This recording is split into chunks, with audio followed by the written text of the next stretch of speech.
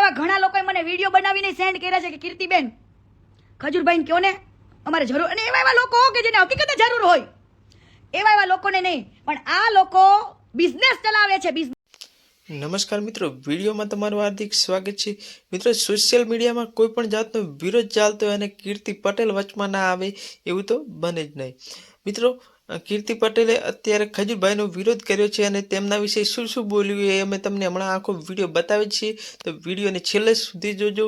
મિત્રો, અત્યારે સોશિયલ મીડિયામાં ખજૂરભાઈનો જે અન્નપૂર્ણા તેલને લઈ વિરોધ ચાલી રહ્યો છે. મિત્રો, આખી વાત તમને જણાવી દઈએ કે ખજૂરભાઈએ સૌ પહેલાં જે અન્નપૂર્ણા તેલનો પ્રચાર કર્યો હતો અને તેમાં જે ભેળસેળ શોધી કાઢનારને 5 કરોડનું ઇનામ આપવાનું નક્કી કર્યું હતું.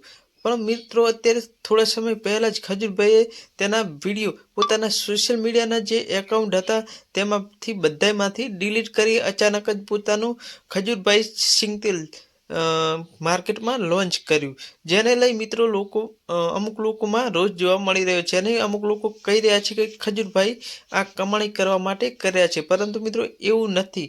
ખજૂરભાઈ અને અન્નપૂર્ણા જે કંપની હતી તેને લઈ કોઈ પાર્ટનરશિપ વચ્ચે કોઈ લોચો થયો હશે, તેના લીધે ખજૂરભાઈએ આમ કર્યું એવું અમને જાણવા મળી રહ્યું છે. તો મિત્રો, તમને જણાવી દઈએ કે કીર્તિ પટેલે શું કીધું અને તેમને ખજૂરભાઈનો વિરોધ કરી શું બોલ્યા તે આખો વિડીયો અત્યારે હમણાં હાલ જ તમને બતાવી જ છીએ. મિત્રો, કીર્તિ પટેલે ખજૂરભાઈને જે તમે ભગવાન માનો છો તેમને ભંગાર કહી સંબોધ્યા છે. મિત્રો, મેં આ વિડીયોમાં જે પણ કહી રહ્યા છે તે સોશિયલ મીડિયામાં મળેલી માહિતી આધારે કહી રહ્યા છે. મિત્રો, અમે ખજૂરભાઈને કોઈ પણ જાતનો વિરોધ કરવા માંગતા નથી.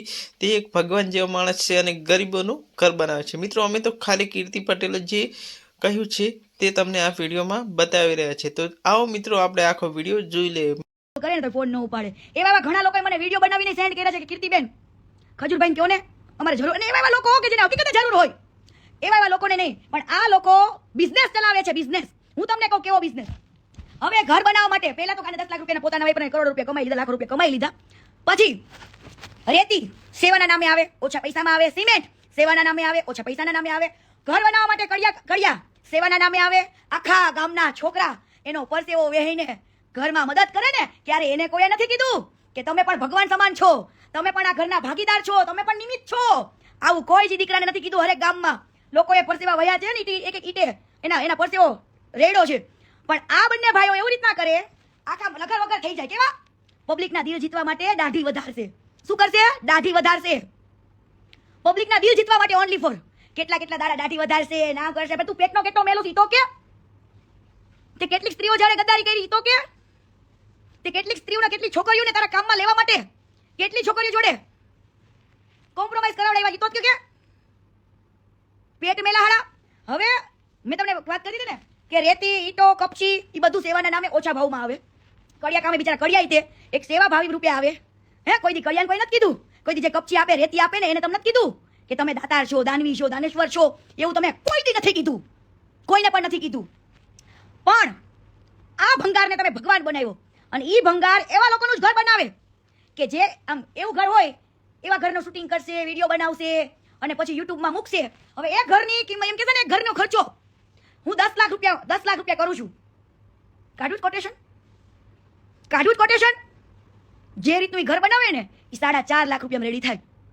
રેતી સસ્તા ભાવે આવે છે, સિમેન્ટ એ હાવ મફતના ભાવે જ દે છે. આને સેવાના નામથી નથી.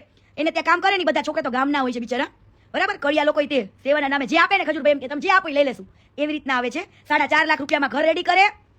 એ જ વિડીયો એને એટલા બધા વ્યૂઝ મળે ને, એવા જ વ્યક્તિનો હાથ પકડે, એવા જ વ્યક્તિનું ઘર બનાવે અને એવા જ વ્યક્તિને ખબર નથી 4.5 લાખ રૂપિયામાંથી આ વ્યક્તિ યુટ્યુબમાંથી 20-25 લાખ રૂપિયા કમાય.